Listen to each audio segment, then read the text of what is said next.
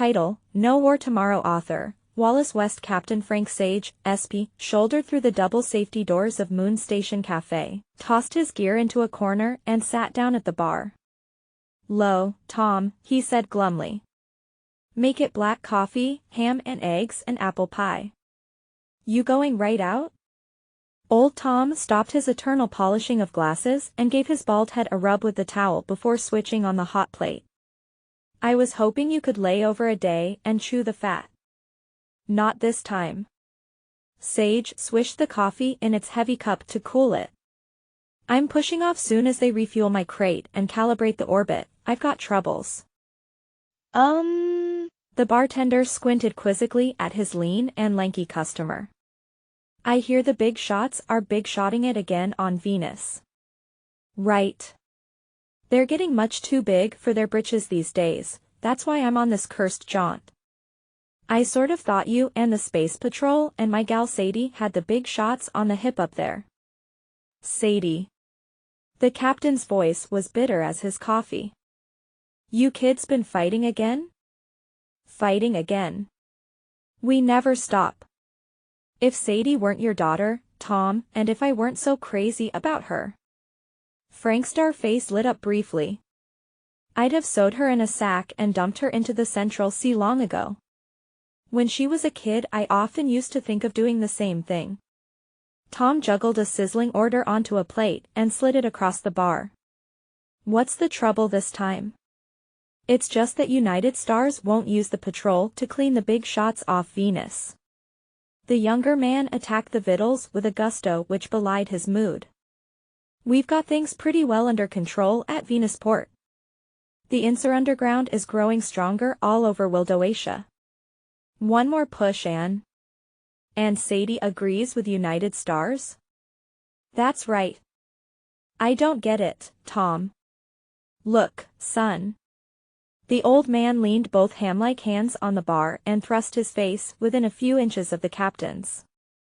"Sadie's a mighty smart gal. If Wildoatia ever gets cleaned up, the Insurs in the underground will have to do the job themselves. The patrol's work is to police Venusport and see that tenderfoot Insurs get an even break until they head into the bush." "But why, Tom?" "Confound it. Didn't you learn at school," the bartender interrupted, "that the state of Wildoatia is the safety valve for United Stars?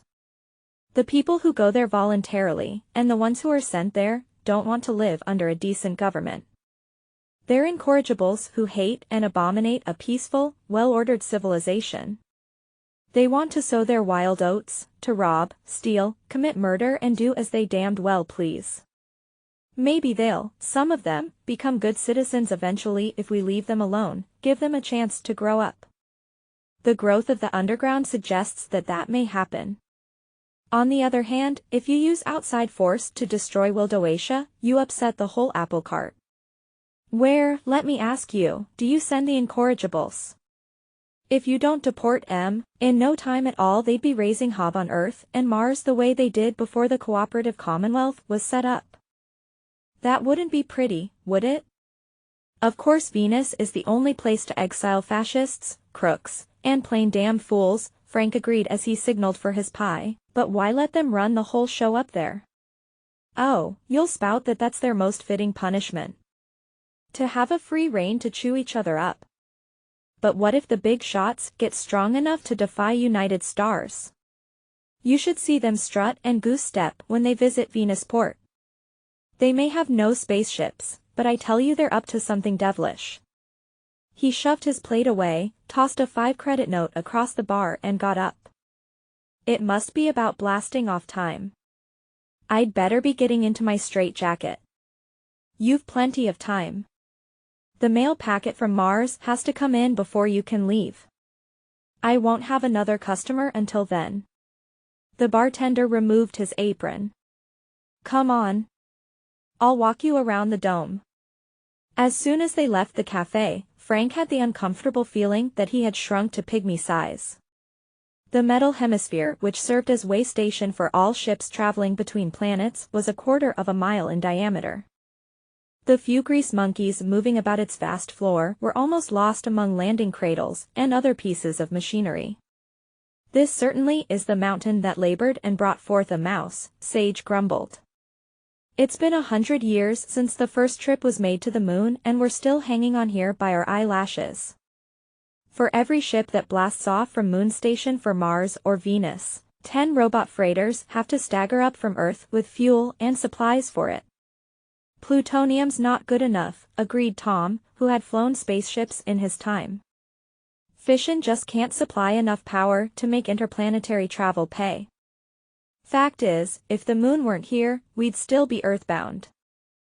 Think of all the trade that could go on if ships could carry worthwhile payloads.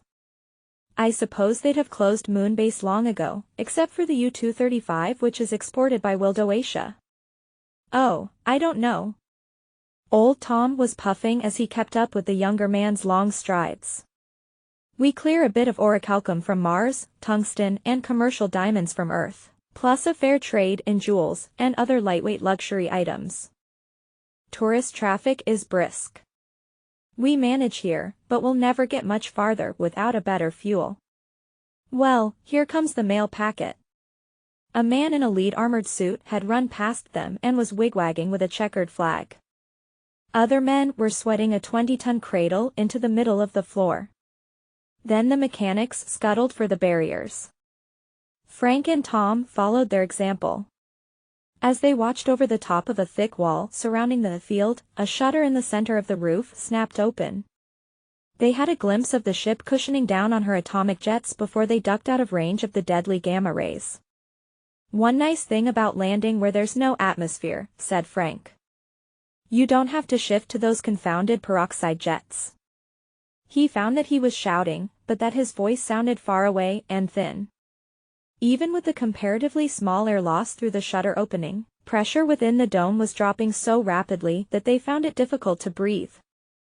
The almost instantaneous loss of air and heat into the absolute zero vacuum of space caused a snowstorm to swirl within the dome. Then the rocket blaze died, the packet dropped neatly into her cradle, and the shutter closed. Phew. You really take a landing seriously, whistled the SP man. What if a ship should miss the shutter and come down through another part of the roof? Don't mention it. Tom's voice was strained. Frank stepped from behind the barrier to stare at the new arrival. She was a globe, probably 20 times the size of his one-man ship. She was painted a dead black on one hemisphere and a blazing white on the other so her interior temperature could be regulated by rotating the reflecting and absorbent surfaces toward the sun while in flight. She evidently had had a brush with a meteor, since one section of her hull was badly scratched and dented. The packet's port spun open. An 8-foot Martian in captain's uniform came tumbling out of it. KM. KM. KM, the Martian was chanting in a magnificent baritone. His great chest pumping like a bellows and his downy red face covered with perspiration, he sprinted for the communications room.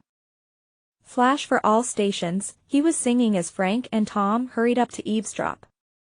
Captain Averin of Packet Space Blazer reporting. When I came out from under Suspenso 2 hours ago, an unknown comb-shaped vessel was pacing the Space Blazer. Another ship in your orbit? And pacing a packet? The KM man shook his head. That's impossible, Captain. Impossible. Impossible. The Martian hit a high C and fluttered the stumps of his atrophied wings. The ship was there.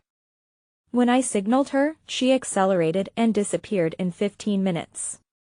Excuse me, Captain, frowned the KM officer. It must have been a meteor.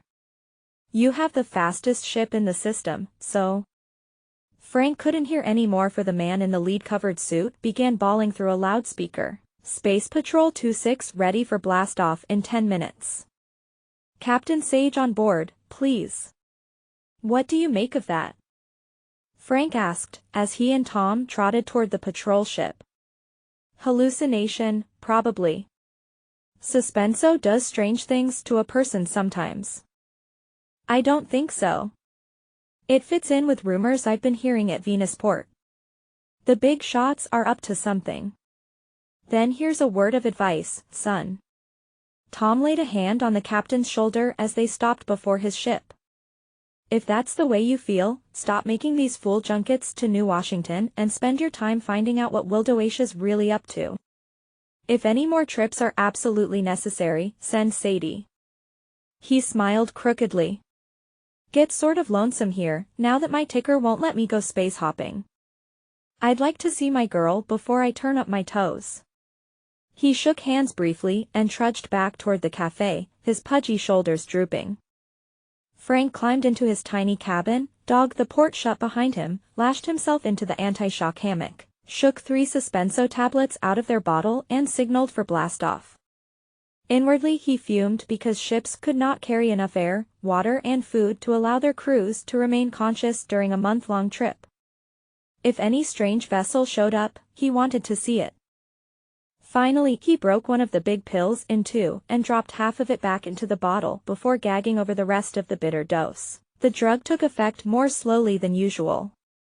Dimly, he felt the pain of the grinding acceleration as the rockets blazed. Before he drifted into suspended animation, he saw the silvery dome plummeting away from him until it assumed perspective, in the center of Copernicus crater. Defenseless, he mumbled as his mind clouded. Moon station absolutely defense.